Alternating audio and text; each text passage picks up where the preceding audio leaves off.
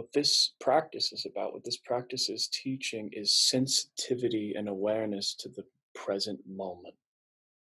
And an awareness that transcends the self and includes the other and includes the greater good.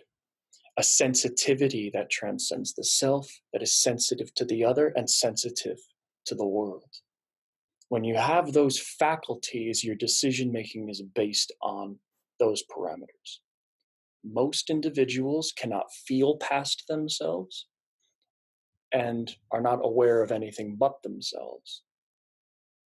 And oftentimes what they feel and what they're aware of is just their reactivity. They don't even have faculty beyond the reactive functions of the body mind. So when most people navigate these terrains, they're doing it with not a lot of good information. It's just, that'll get me high, that'll get me off, that'll get me rich, that'll get me famous, and so on. That's the decision making. It's high chasing, more or less, and avoiding discomfort. When we start to practice, as you have, we become aware of our own self and reactivity and our own emotions and all of that in the midst of all of this. And we might be with an intimate partner. We might be with an intimate partner who is challenging that part of us at the core, at the greatest depth. So here we are practicing, we're doing good, but this person just knows how to get in there and trigger that fucking thing where we go unconscious again, or we just are at our edge. This is too much. This is too. Typically, a good partner is going to do that to you. It's our wiring. It's how we match one another up.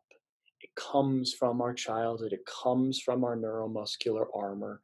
It goes, ooh, this person hasn't done this to me yet, but I can feel that they're going to fucking criticize me the same way that I'm, like they're going to deny me love in the exact same way I hate it. And so you're going to have great sex. Shit's going to be awesome. You're like, I met this person. They're the best person in the whole world. And 6 months to 12 months are going to go by and you're going to go, this person's the fucking devil. Like, they're cutting into me in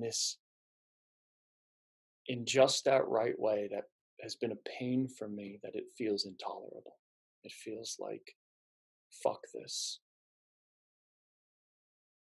Now, here's where awareness, sensitivity, intelligence really comes into place.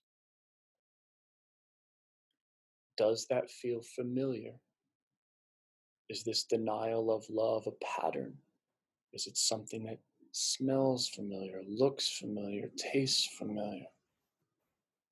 If it has a familiarness, like a aching, like I've been carrying this a while, like why does this always happen to me? Why does it always end up like this? It's probably yours.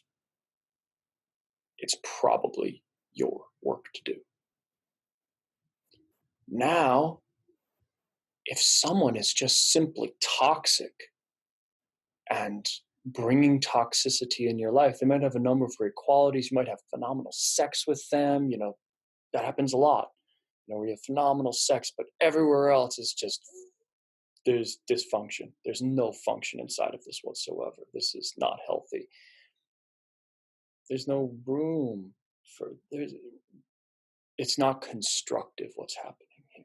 It's not serving me. It's not serving you. It's not serving the greater good. And of course, in that case, this has got to stop. This has got to not continue. So that comes with discernment. Discernment, your own discernment, understanding. If it feels familiar and it feels achy, it's probably yours. And typically what we find out is most of it's ours. We're attracted to certain people for a reason. We're not attracted to everybody. We're attracted to certain people intimately, and there's good reasons for it. Yeah. So the next piece, though, is Something that doesn't get commonly talked about, but I want to use David Data's model. He has a great model for this that he calls the first, second, and third stage. You're familiar with this, Chris? Yeah. Yeah. So a lot of people experience this type of work and they just think it's all about the third stage. It's all about third stage. And people are like, I'm third stage. I want a third stage relationship. I'm living in the third stage. And it's just misinformed nonsense. It's just not the correct understanding of what's actually happening here. Um, Third stage is an orientation towards relationship where you are able to give your love truly unconditionally. You just allow your love to flow between you and this other human being. Now, in an ideal scenario, we would all be so enlightened, right? But we're fucking not. It's, we're not. And you can be harmed for doing that to the wrong people. Jesus lived what, 30 some odd years doing that to people, and he was crucified for it. You might not be physically crucified for it, but people get energetically crucified all of the time for giving their love too freely with no discernment. You will be crucified in that process. What if not physically, then psychologically, emotionally. Death threats to these types of people happen all the time, all the time.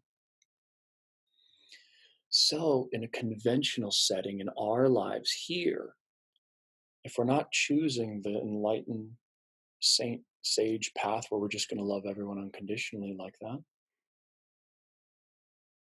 there's parameters that need to be in place.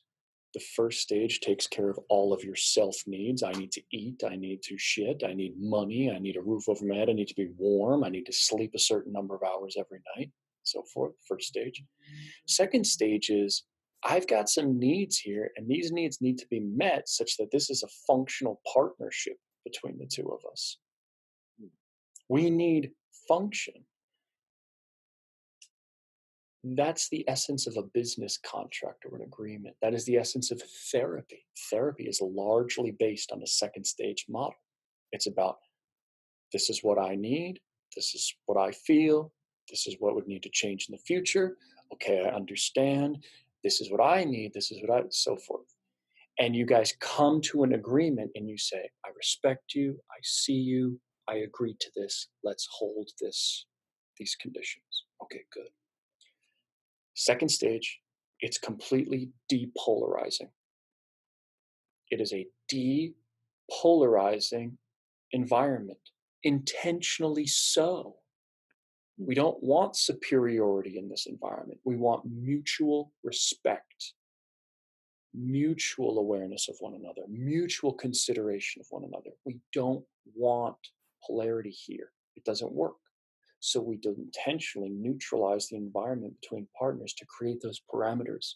Say, do you agree to this? Yes, I agree. Do you agree to this? Yes, I agree. Now that we have this, we can play in those third stage or those higher levels of polarity because it's built on a foundation of trust and understanding. We know what the guidelines are for this. And typically, from what you're describing, people get in a situation, they've simply lost value or consideration of this second stage. The value of how important it is to be clear with your partner about X, Y, and Z. These are my boundaries. If you fall out of these boundaries, I'm out. And then you have your boundaries, they fall out of the boundary, and you go, you fell out of the boundary. That fucking hurt. It kills me. I really love you. I want this to work. So I really need you to make the adjustment, not fall out of this boundary. And they go, okay, I won't do it another time. Okay, perfect. Here's my boundary. They fall out of the boundary. They fall out of the boundary. They fall out of the boundary. And you just go, you know what? This is toxic. I told you what I needed. This is not it. This is obviously something you can't do. You're not committed to. And I'm moving on. Now, one last qualifier on that. If your business contract, if your parameters, your second stage parameters are about keeping you safe, if it's selfish, if it's all about satisfying how you want relationship to look with no consideration of the other, with no interest in overcoming your own wounds and your own traumas and your old stories of unlove.